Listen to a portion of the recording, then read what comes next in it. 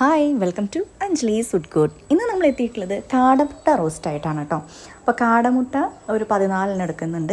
അതിനാവശ്യമായിട്ടുള്ള ഐറ്റംസ് ഇതാ ഇവിടെ എത്തിയിട്ടുണ്ട്. വേറെ ഒന്നുമല്ല, ഒരു വലിയ സവാള, ഒരു ചെറിയ തക്കാളി, 4 അല്ലി വെളുത്തുള്ളി, പിന്നെ 2 പച്ചമുളക്.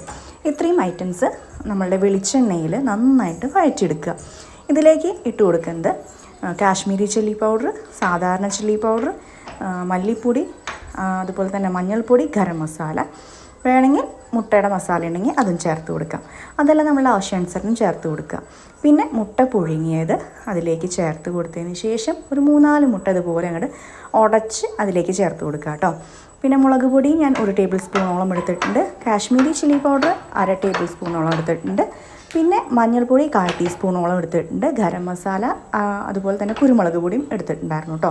രണ്ടും കൂടി മിക്സാണ് എൻ്റെ, അതുകൊണ്ട് ഒരു ടീസ്പൂണോളം ചേർത്ത് കൊടുത്തിട്ടുണ്ട്. ഇനി ഇതാ നന്നായിട്ട് മിക്സ് ആവാൻ വേണ്ടിയിട്ട് അല്പം ചൂടുവെള്ളം കൂടിയും ഒഴിച്ച് കൊടുക്കുക.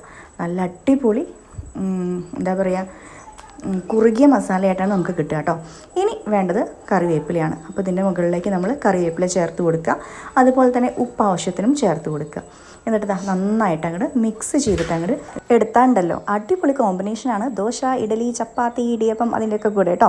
അപ്പോൾ ശരി, നല്ല റെസിപ്പീസായിട്ട് വേഗം തന്നെ വരാം. അതേപോലെ കമൻറ്റ് ചെയ്യുക, ലൈക്ക് ചെയ്യുക, ഷെയർ ചെയ്യുക. Tata, thank you.